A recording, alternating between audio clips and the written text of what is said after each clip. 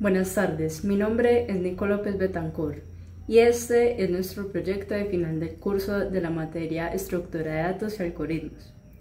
Junto con mi compañero Santiago implementamos distintas aproximaciones algorítmicas para abordar el problema del salto del caballo, analizando su eficiencia, limitaciones y el comportamiento de cada enfoque en términos computacionales. Nuestro objetivo en general era comprender en profundidad la estructura del problema en sí y evaluar algoritmos que puedan ser más adecuados o eficientes para tratar este tipo de problemas. Buenas tardes, mi nombre es Santiago Sordas Taiza y al igual que Nicole participé en el diseño, implementación y análisis comparativo de los distintos algoritmos aplicados al proyecto. En este caso es el proyecto final del recorrido del salto del caballo. Estuvimos enfocados en estudiar cómo cada técnica gestiona la posible explosión combinatoria que se puede obtener al recorrer un tablero de n al cuadrado casillas sin repeticiones, lo que lleva a una complejidad más exponencial, como vimos en el informe, una complejidad de O de 8 elevado a la n elevado al cuadrado.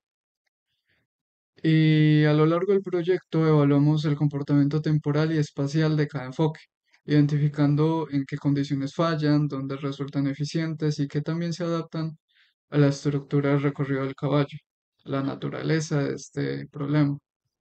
Analizamos desde DFS, BFS, heurísticas, hasta algoritmos como la programación dinámica. Ahora, antes de comenzar a revisar cada algoritmo más a fondo, creo que es importante revisar bien qué fue lo que hicimos en el proyecto. Lo que abordamos fue el problema del salto del caballo.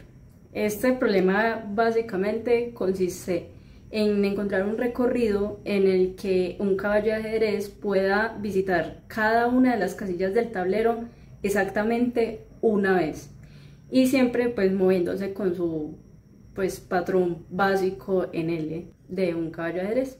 Y dependiendo de cómo termine ese recorrido, se puede clasificar como abierto o cerrado. Abierto si no puede regresar a su casilla inicial, y cerrado pues sí puede volver a su casilla en la que inició. Y aunque a simple vista este problema puede parecer sencillo, en realidad es un problema bastante complejo pues, de combinatoria. Y ya que existen muchos trayectos posibles, y si se elige un movimiento incorrecto, el caballo puede quedar atrapado y pues no puede continuar. Y es precisamente por eso este problema se ha vuelto un clásico dentro de la computación y de la lógica, porque permite explorar distintos enfoques para encontrar soluciones completas sin repetir casillas ni bloquear el recorrido del caballo. El primer enfoque que probamos fue el de BFS, búsqueda por niveles. La idea del BFS es explorar todos los estados posibles a cierta distancia antes de avanzar al siguiente nivel.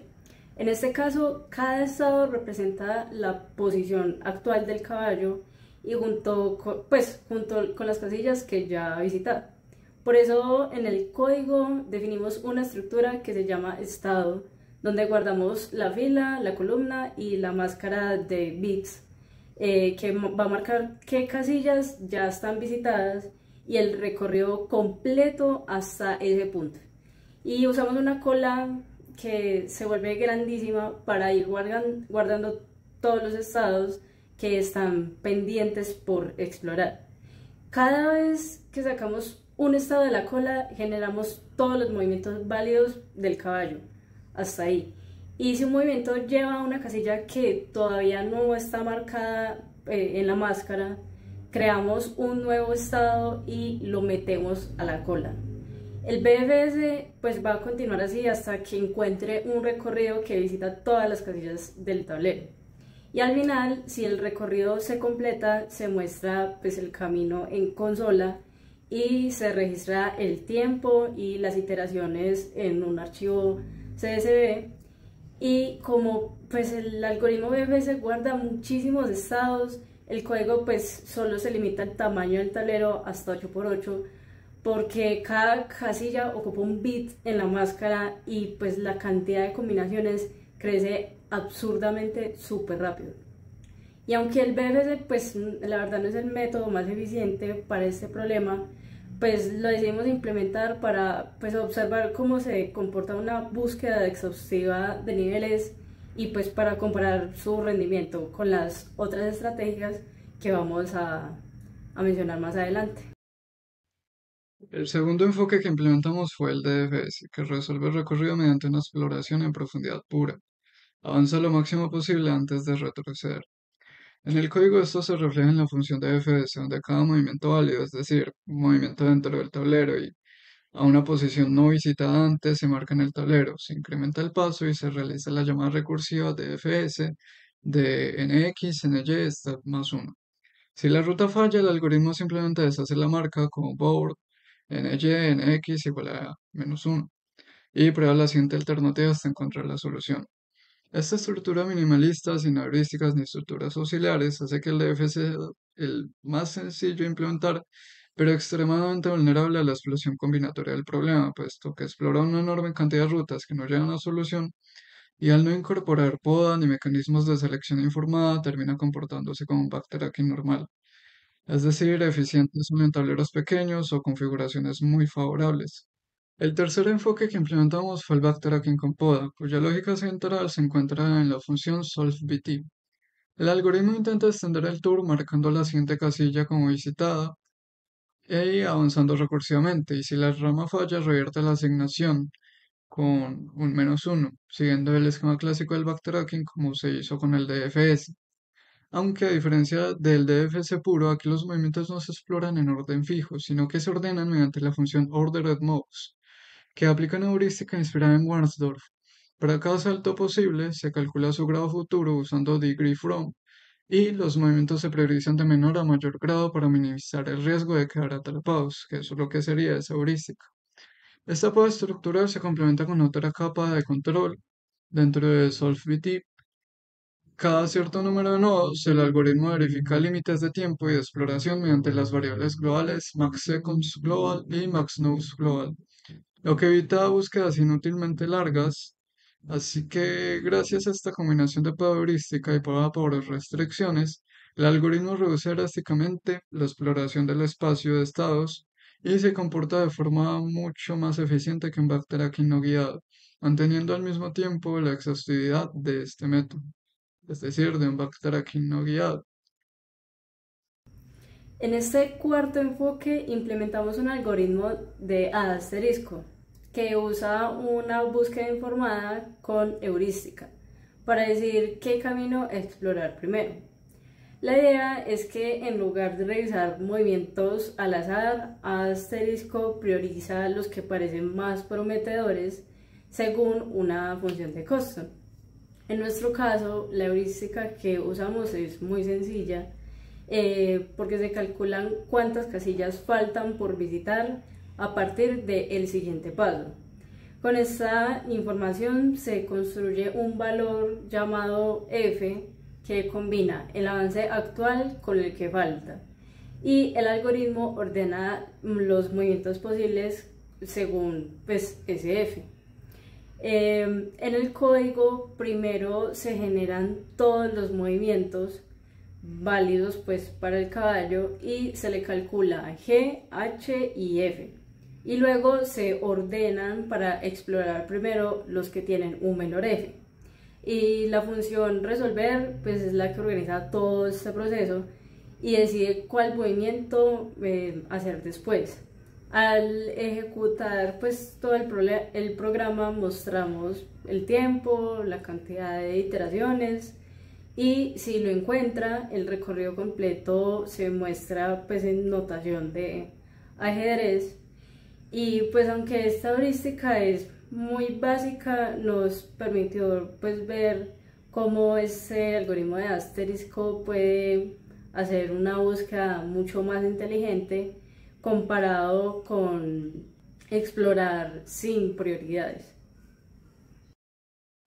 El quinto enfoque que implementamos fue la heurística de Warnsdorf, Basa en seleccionar en cada paso el movimiento que deje al caballo con la menor cantidad de opciones futuras. Esto se observa directamente en XMove, donde cada candidato se evalúa mediante Git Degree, lo cual calcula cuántas casillas libres siguen accesibles desde la posición destino. El algoritmo escoge entonces el salto con el grado mínimo, funcionando como una poda anticipada que evita rutas propensas a quedar bloqueadas, es decir, callejones. La implementación introduce además un desplazamiento aleatorio con int start igual a un valor random, esto con la finalidad de diversificar el orden de exploración sin alterar el carácter determinista del criterio. La función FindClosure aplica esta heurística de manera estricta y completamente iterativa, sin recurrencias ni retrocesos, avanzando paso a paso hasta completar el tour. Y si se requiere un ciclo cerrado, con la función neighbor valida que la última posición pueda volver al punto inicial mediante solo un movimiento. Esa combinación de simplicidad, ausencia de backtracking y selección guiada hace que OneStore sea excepcionalmente eficiente incluso en tableros grandes, evitando por completo la explosión combinatoria que afecta a los métodos exhaustivos como el DFS y el backtracking con poda, y logrando tiempos de ejecución prácticamente lineales respecto a n al cuadrado, es decir, el tamaño del tablero. Ahora, por último, pero no menos importante, intentamos aplicar programación dinámica al problema del recorrido del caballo.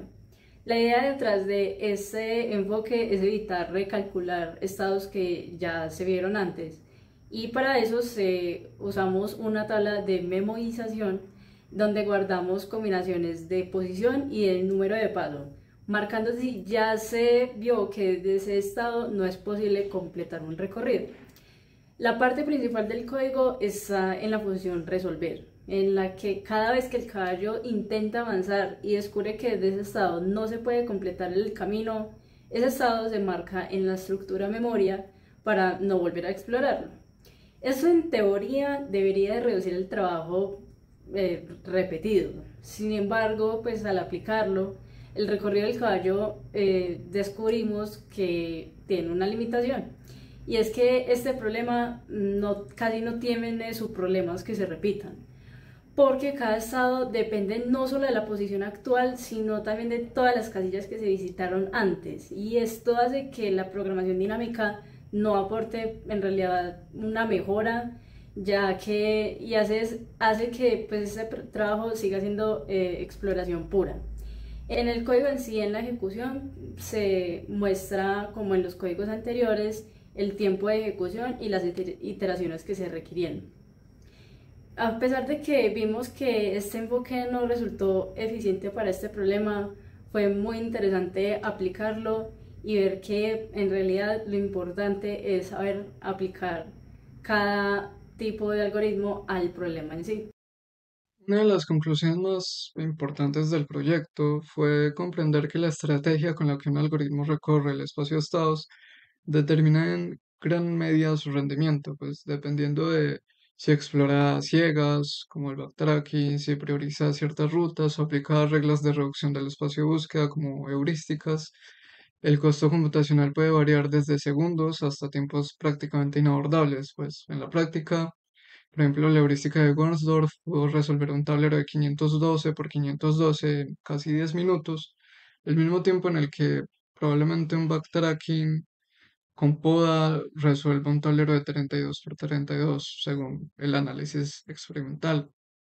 Y además de casos especiales como lo que pasó con el algoritmo de programación dinámica que mi compañera ya lo mencionó anteriormente. Y eso es todo. Muchas gracias por su atención.